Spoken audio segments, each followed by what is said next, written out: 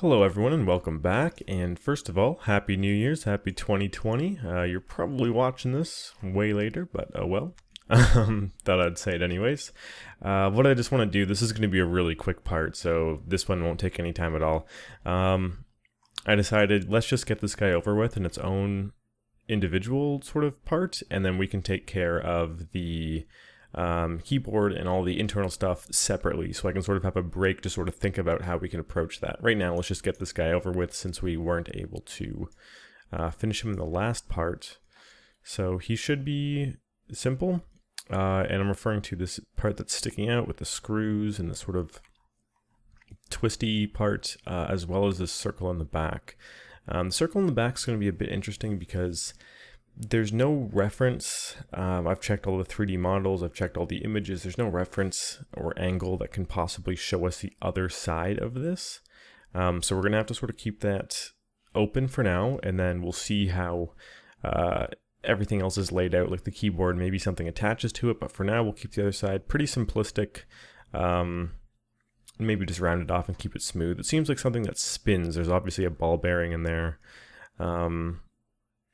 But I'm not entirely sure what it'd be used for. So anyways, we'll keep that in mind as we work on it, and we can go ahead and dive in. One other thing that I want to do in this part, which is super quick, is just weld these two pieces together so we get a nice soft transition between the two. Of course, this takes no time at all. All I'm going to do is grab these pieces, stick it in a little bit, and then we can just sort of go for a Boolean, but this time we're going to use union. And new Boolean operation, cleanup, delete history and base objects. And now it should be attached. So I can grab a vertex, and it'll kind of be one. I guess these guys are still going to exist, so let's go ahead and delete these and just clean it up as much as we can.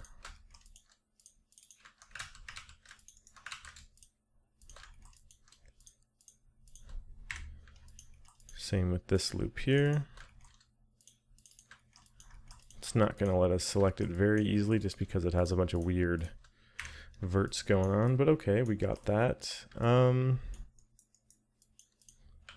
kind of just want to push this forward and then, yeah, fill hole on this. I'm definitely missing something here.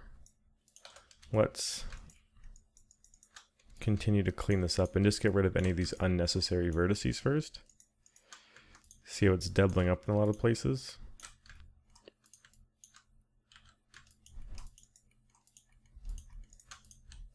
Just by snapping these back to where they're supposed to be. And then we can merge. And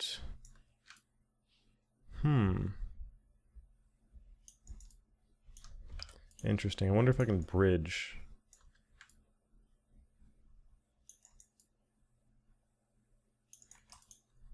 And very interesting. Okay.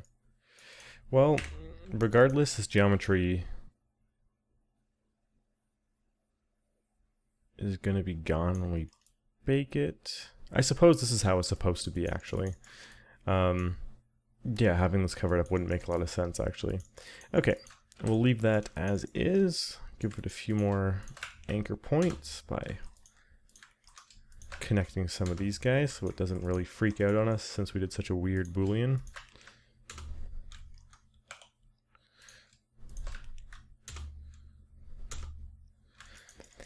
Nice. So that guy's attached now. So now if I just hit 3 to smooth, very crude example. I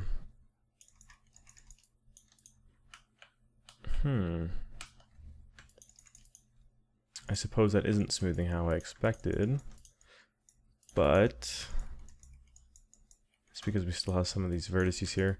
It's also something that's going to be fixed in ZBrush when we do Dynamesh, because what Dynamesh does is kind of average out the entire surface and add a smooth, it kind of rebuilds the mesh but evenly quadrified across the entire thing, so it'll obviously make up for this stuff here, which is super nice. So that's exactly how it should be for this stage of the process. We can go back to focusing on this guy over here. So I found a couple references. This is definitely the main one.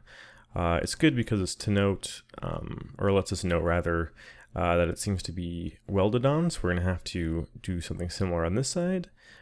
This piece also kind of pushes forward and back. It was kind of hard to tell from this one if it was like stuck on or attached in a different way. It shows 2 screws, this sort of grippy, twisty part that has this texture to it, which we're going to be making. I'm on the fence about whether we should model it or if we should do it in a texture. Let's start by modeling. I know with stuff like this where you sort of have to wrap it around, it can be a little bit finicky. So if it turns out to be a little bit too time consuming, we can easily replace that with a material. Just because baking this down is so, like, barely any information is going to be stored because it's such a tiny piece in the grand scheme of things. So it's like it might just be easier to make a texture for that because it's a pretty simple pattern. And then the circular thing. So very quick part today. Like I said, we already have the basic shape of this, and this isn't attached. So I'm just selecting these faces and pulling it off. And let's shift right click and extract the faces so it's its own separate mesh here. We can center the pivot, freeze transforms, delete history. And I'm going to do something similar with this guy. Let's extract the faces on this so we can deal with them one at a time here.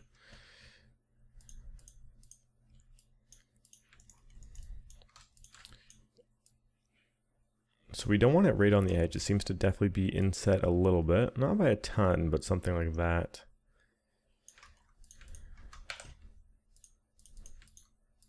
And we can move our pivot over here. Snap it into place. For this one, rather than doing a Boolean, I'm just going to go to our cut tool, the Control-Shift-X. And just cut around like so.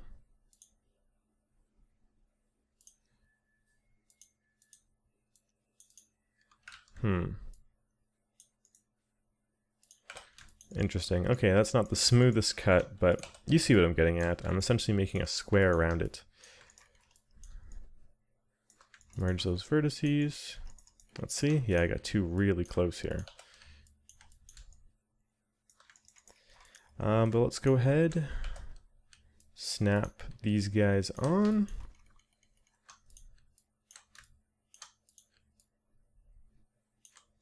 We can go ahead and now delete that face and combine these 2 meshes. Mesh, combine.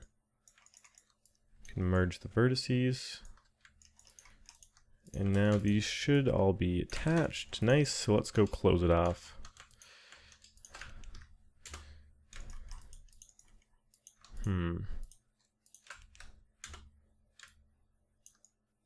Seems that we definitely have faces on top of faces here.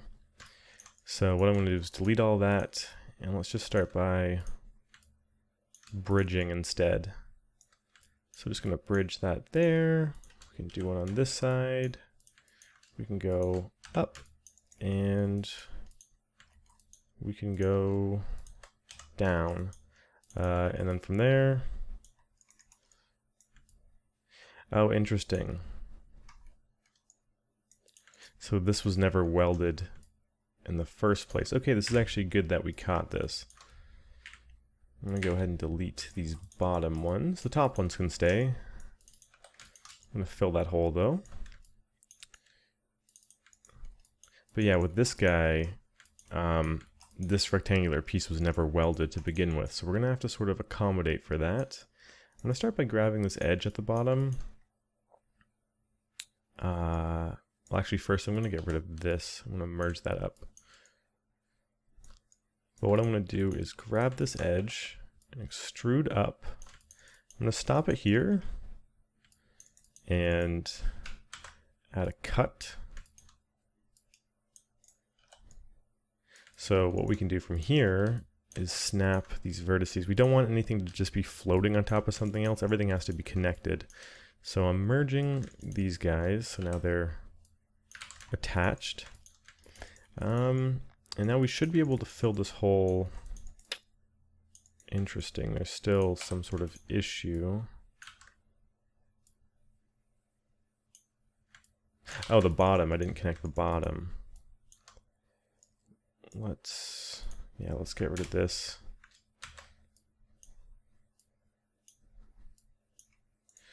Something more like that would be correct.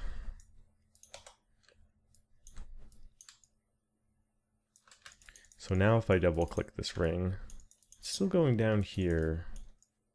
Is it because this isn't connected to anything? Yep. I gotta add a vertice here and stitch it to something. Snap that into place. There we go. We're in a proper, almost proper selection. What's going on here now? Same thing. Gotta anchor this down somewhere.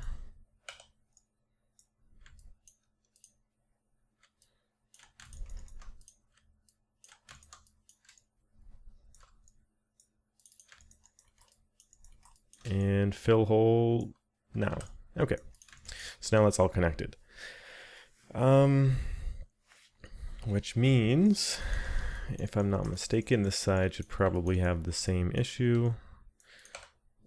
Yeah, these definitely are not connected, but we know what we're doing now, so this should be a lot quicker.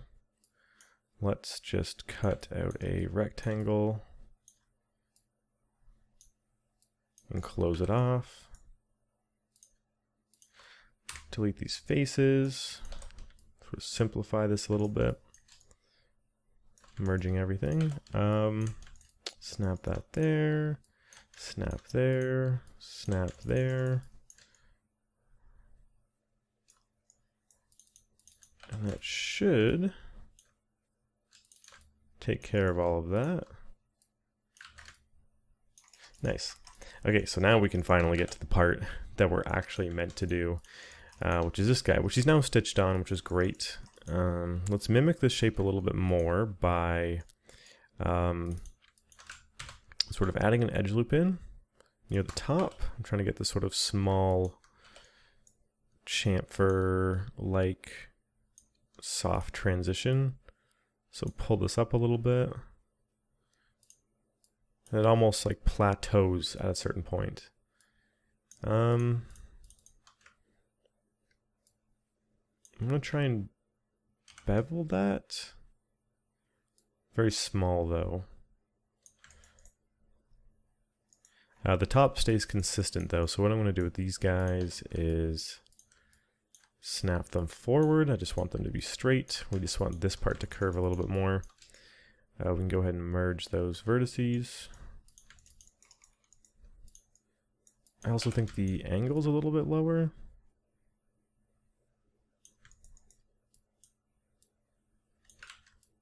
I'm just kind of toying with this.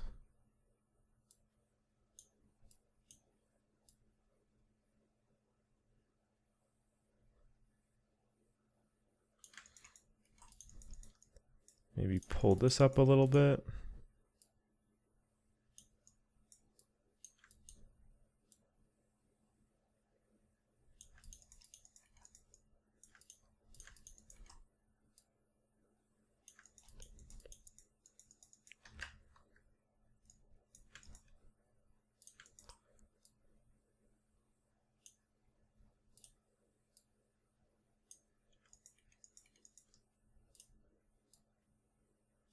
Something more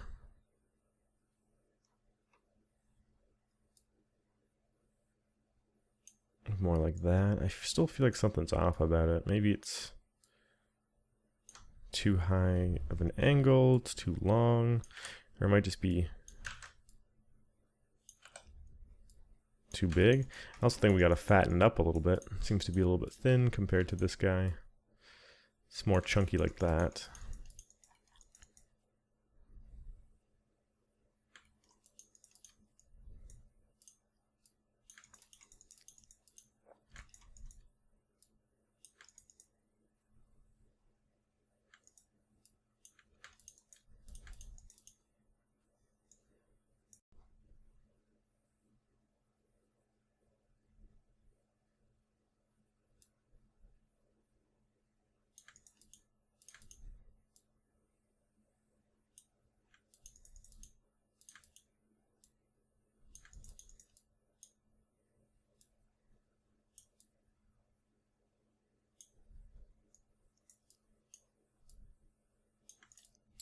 We'll go with that and continue on to the next part, which is going to be this guy.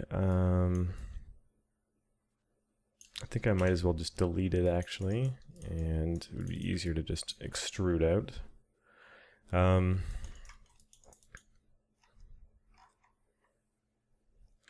So yeah, this guy extrudes out. He's also definitely thicker, so we're gonna have to hit extrude, Control E to bring this guy out a little bit. I'm gonna fill this hole. Yeah, and we can snap these verts over. They're just gonna give us a headache if we leave them like that. Merge all that up.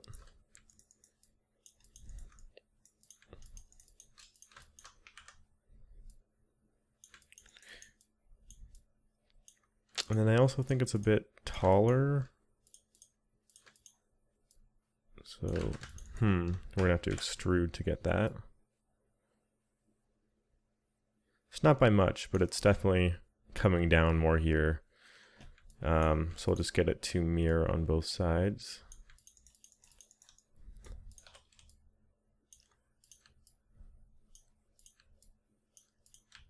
Snap these guys as we did before.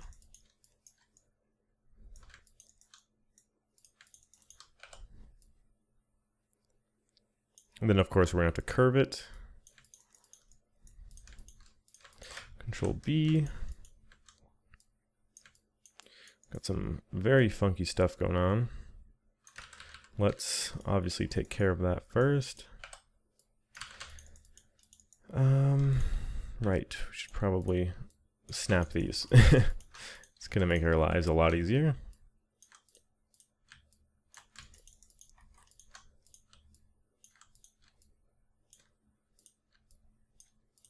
Anytime you sort of have like a bunch of edges going into one vertice and it's at a point and you try to bevel that, it always causes some kind of problem. So now we can go for that smoothness. I'm just going to, pull the fraction to 1, bump up the segments to something like so.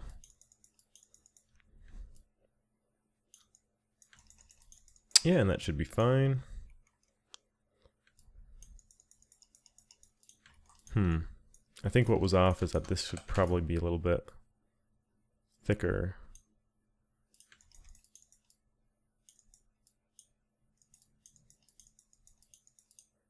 I could even pull this up a little bit.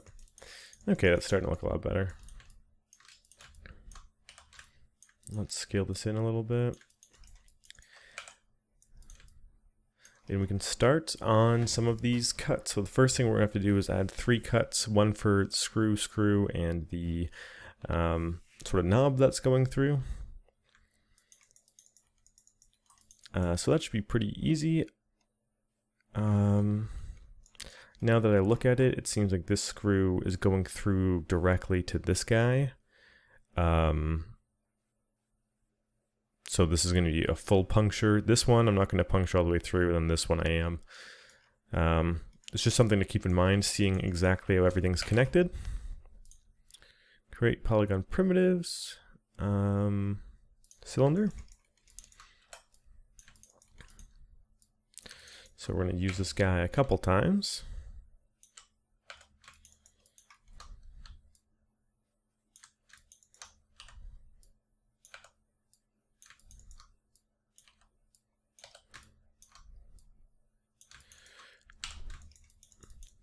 So this hole I'm going to make a bit smaller because we can have the screw actually sticking out.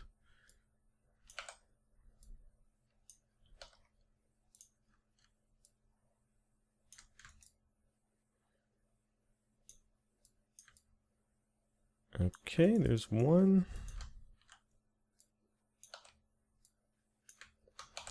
I'm going to get this screw in next because this one seems to be level with it. To get this perfectly into place, once again, we can poke face with a shift right click, poke face. I'm going to duplicate this guy and just snap it up there. rotating him, of course, thinning him out.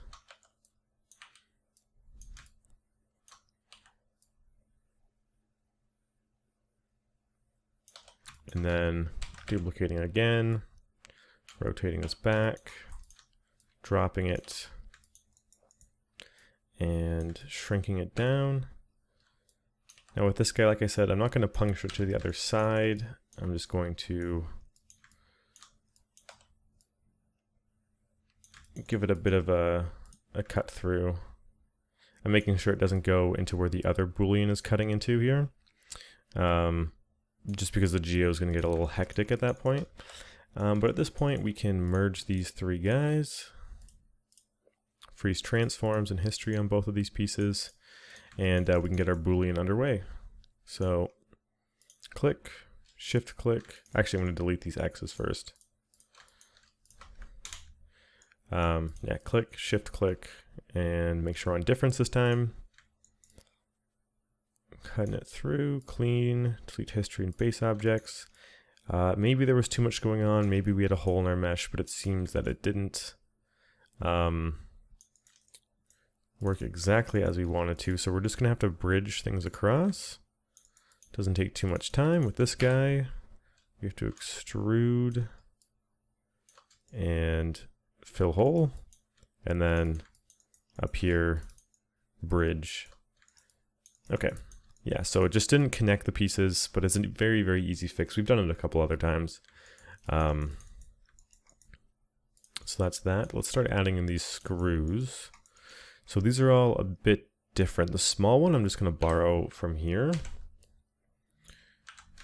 But I definitely kind of want to shake it up a little bit this time. Seems that our scale is set to object. Let's put that back onto world.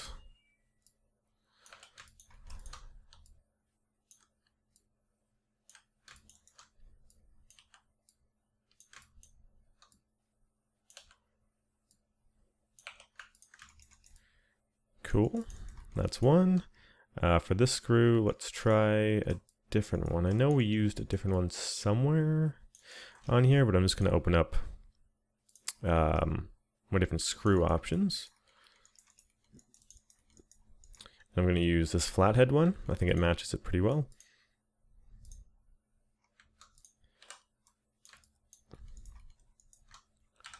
Okay, this is pretty perfect. I'm also going to make it red. And just sort of snap it into place.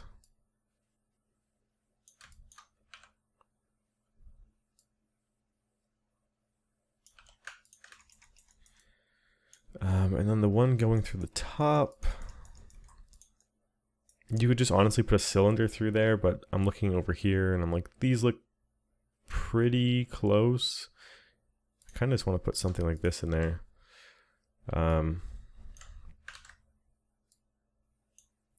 Rotations are all off. Let me just...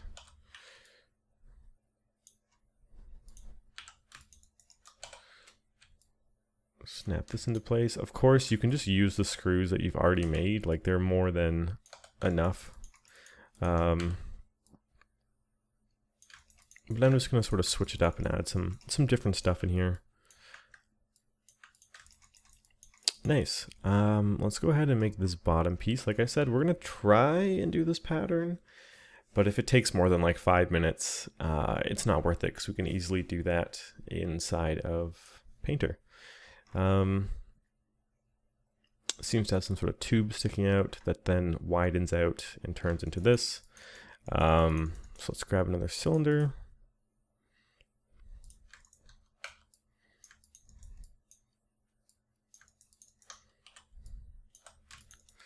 This one's going to work perfectly because it's the same amount of segments as what we used our Boolean with. So it's going to fit very snug.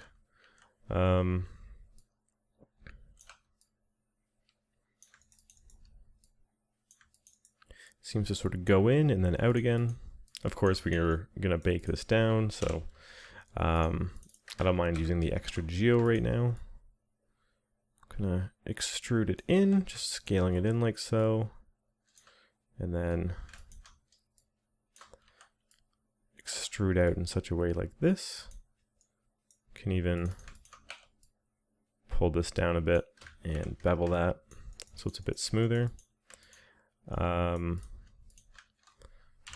here, grab these guys and extrude out like so. We're just trying to get this larger circumference now.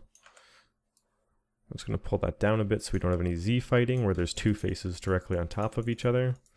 And then we can extrude that down to the full size of whatever this exactly is. Something like so. Yeah, okay. So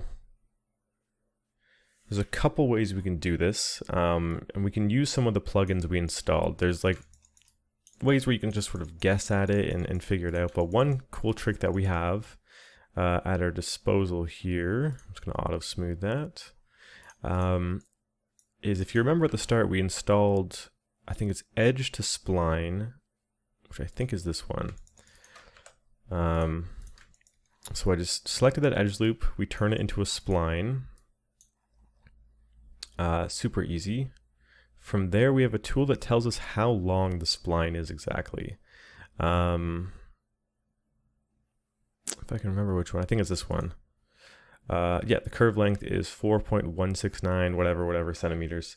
So what I'm going to do is just take a little screenshot of that and put that here so we can remember that number. And this is going to be important because we can essentially, for this pattern, lay it flat out on a plane and then curve it. And as long as it's close to this measurement, when we curve it back into a cylinder, it's going to be perfectly connected. So let's try and make it 4.17. We can even aim for having it at 4 and then just sort of fudge it a little bit. So that's how long it is. That doesn't help us too much with the height.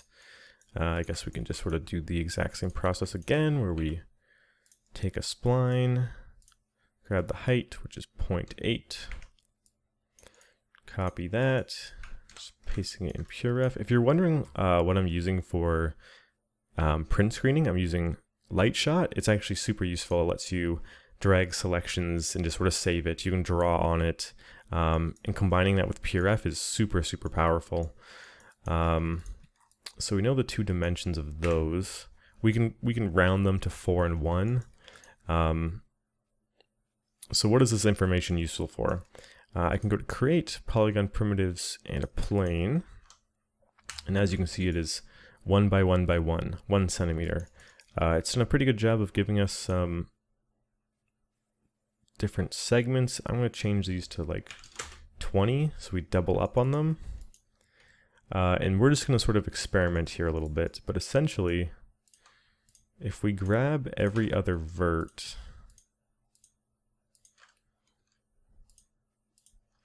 like this, right, and we raise it, we're kind of getting this diamond pattern. So let's take a little bit of time to try this out.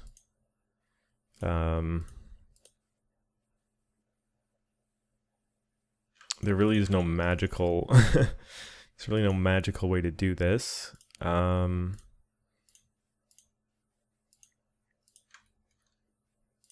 than we could do it for like one row and then just duplicate it over. So let's try that. Just grabbing every other vertice. Let's raise that up a little bit. So we're creating a bit of a diamond pattern. Probably easier to see if we harden the edges. But yeah, let's go ahead and just chop everything we don't need right off.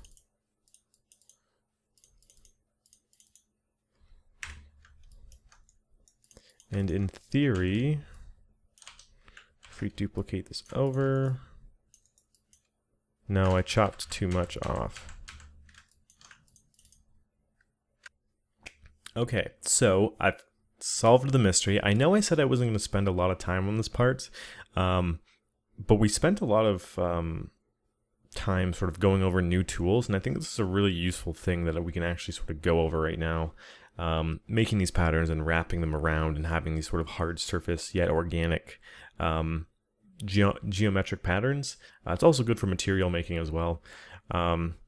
Realistically, faster to do in Painter, but cool things to learn nevertheless. So let's go ahead and make this pattern, and I'll show you guys how to wrap it around. Let's delete this. Let's once again bring in the plane. So by default, 1 by 1 centimeters, 10 subdivisions. That's totally fine. We're gonna have to modify it a little bit though. Before I was trying to use just the squares to make the shape. We're gonna have to make diamonds. So just using the cut tool, just tracing out some diamond shapes. And we're gonna have to go through the entire thing and do this, but there is a bit of a shortcut that I'm gonna show you guys. We can essentially just make one row and duplicate it over. It's gonna be much, much faster that way. So yeah, I'm just gonna take this row of faces and smart duplicate. We can just move our pivot to the corner here and line them all up. So duplicate, snap over, duplicate, snap over, and one more time. And then delete the big guy underneath. Combine this all. Merge them all. And what we have to do now is select the center of every diamond and raise that, including the ones on the edge here. This is what's going to give us that sort of lifted pattern shape. I don't know why I was trying to get it with the square. Not really the best approach. Some of this stuff, though, takes a bit more pre-planning.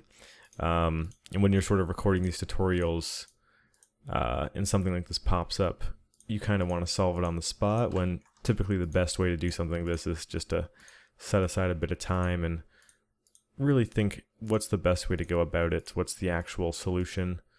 Yeah, there's no like set time limit, right? So let's raise these guys up a little bit, and you can see we're getting this diamond shape. One thing I do want to do though is, as you can see, it's more vertically stretched, so I'm going to stretch this out vertically. And now it should also tile perfectly. So if we duplicate this over, it should all connect. So let's do that. And the great thing about this is we know the exact dimensions we want this to be, since we got those from the curves. So we can create a new polygon primitive plane. Let's go ahead and get rid of these subdivisions for convenience sake, and we can make the width the 4.169, I'll just round it to 3, and then the height is the 0.83. So let's take this guy and snap him down here. Let's mesh combine all of these ones, merge the verts. Move the pivot to the corner, and we can just sort of shrink this down and get like a rough size of it.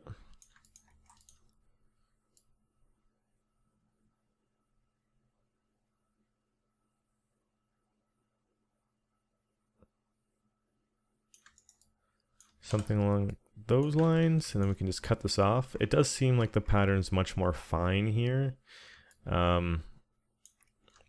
So what I might do is, yeah, delete these faces, but then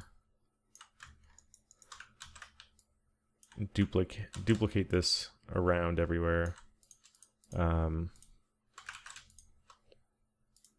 Combine them. And then, if my math is correct, I should just be able to shrink this to 0.25, 0.5, and it should be the same. Okay, I just wanted the pattern to be a bit more fine. And with it being pretty much the same shape, I'll show you guys how we can now wrap this around.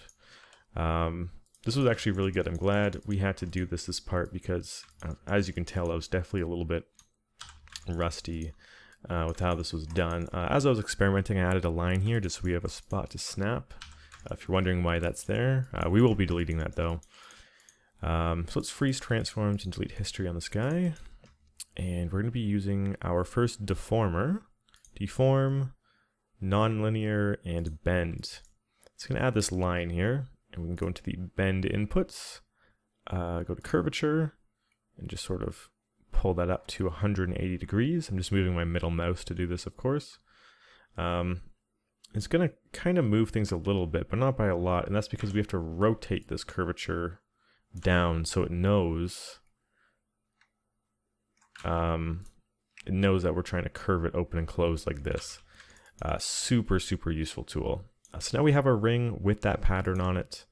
We can then select it, freeze transforms, delete history, which will get rid of the deformer. Center the pivot on that guy, and let's get it into position. Gonna snap it to the bottom here.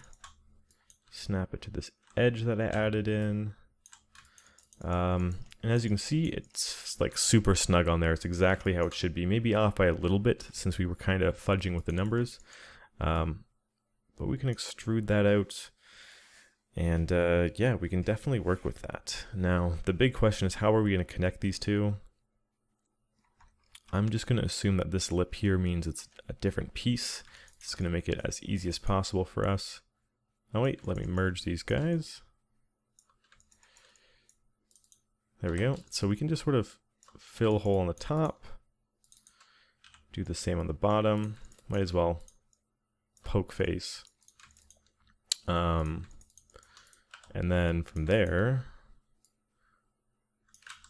all we really have to worry about is pulling this up. Well, first deleting these two vertices. Yikes, okay, let's do this one step at a time. I need to delete this edge and pull these verts up. We can then snap this to the top. I'm even going to pull this out a bit so it has a bit of a lip. And that should be our twisty part. To have a nice grip on it.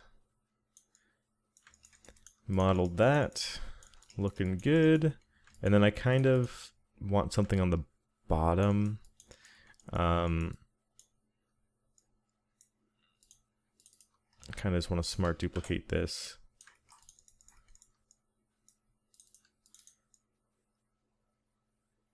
Fill these holes.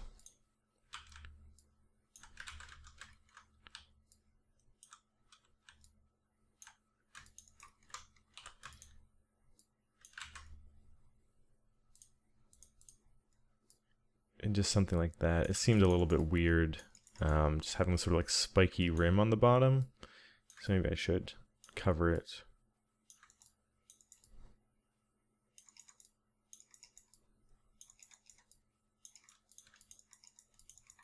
And I'm going to combine these two. Okay, so we went over a lot. Let's go ahead and save. And yeah, we can focus on this last part, which should be much simpler. Very similar to some of the stuff we've done on the ends here.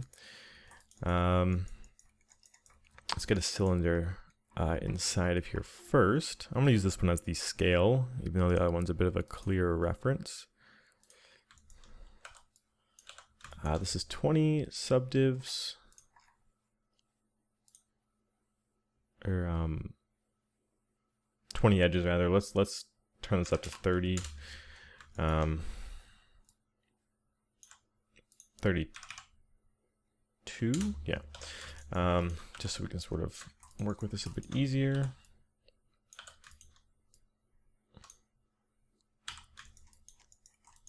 Let's get this guy into position.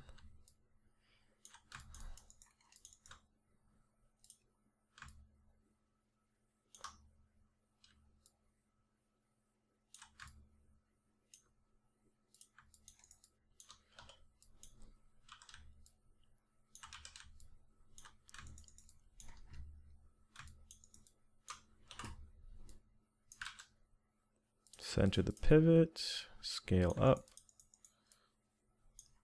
Yeah, so it is coming out of the center of that. And it's just behind this, which is perfect. Seems like something happened. Is this not lined up? I think I was just imagining that. Okay, so that's good. So yeah, I'm gonna make it a bit thicker by grabbing these faces,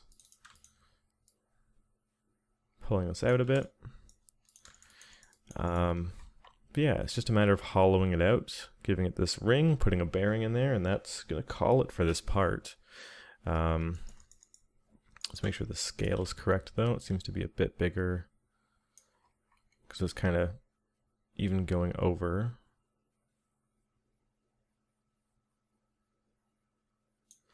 This also seems to be a bit lower.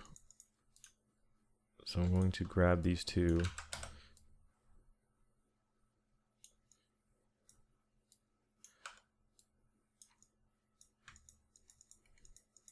Do something more like that. Okay.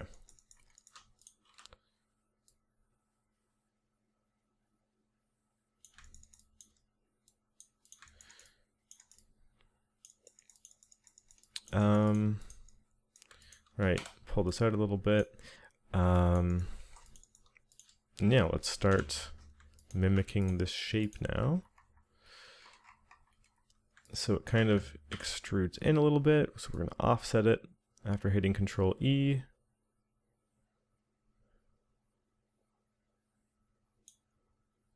Maybe 0.325.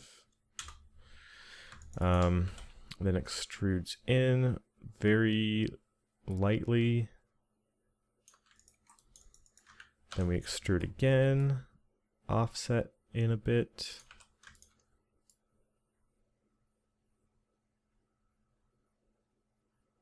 Pull that in. We're gonna have to add an edge loop here to soften that out though.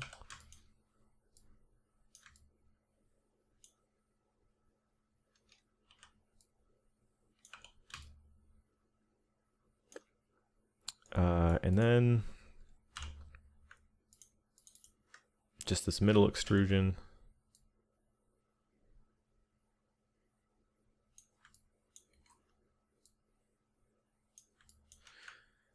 Extrude again. Seems like it goes in subtly and then it hollows out for that bearing. I don't know if that bearing goes through to the other side for something though. That's the difficult part. And I can't quite tell. But yeah, extrude that in again. Because this is where the bearing is. Punch through. We're definitely going to have to make this thicker.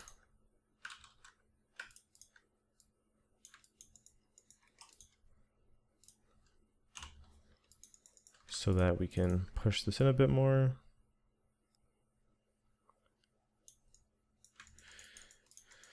Okay.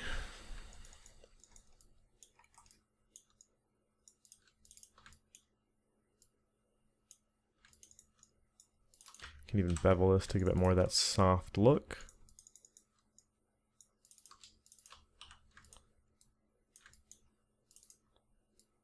Sharpen this one up. Can even harden those edges to give that a bit more of a dramatic look. Right, now this bearing. Should be pretty simple. We're just going to put a bunch of spheres in there with a cylinder and a tube sticking through it. So let's start with the spheres. I'm going to isolate this guy. Freeze transform, delete history to keep it simple. Create polygon primitives sphere. And we can just snap that in the middle so we know it's centered. Shrink it down. Subdivs are fine because this is all going to be baked. We're not going to have any geo for this stuff in the final version. It's too small of a detail.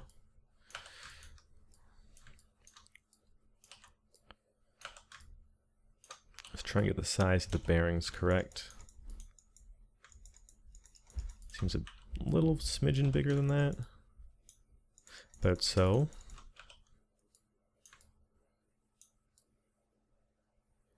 And then this one I'm just going to do very manually. Just going to put the pivot in the middle. Control D, E, and just rotate that 180 degrees. Mesh combine. I know there's like a really easy way to do this with the smart duplicate, but it's just this way works fine as well. Mesh combine, and it's just much simpler. There's no math involved. So I'm just duplicating and rotating.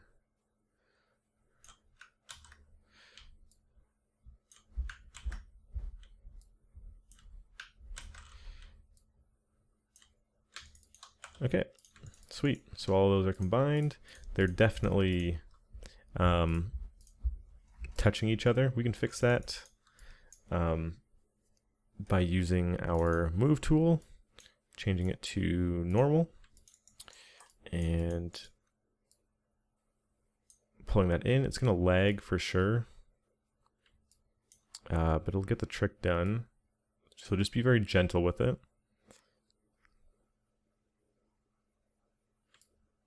Yeah, and that works fine. I'll change the move tool back to world. And that's that. Got those ball bearings in there. Let's get another cylinder. Can grab this ring, smart duplicate it, and fill those holes.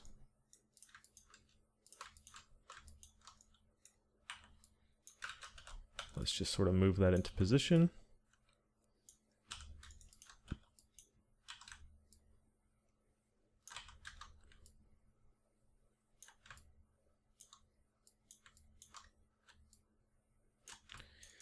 Cool.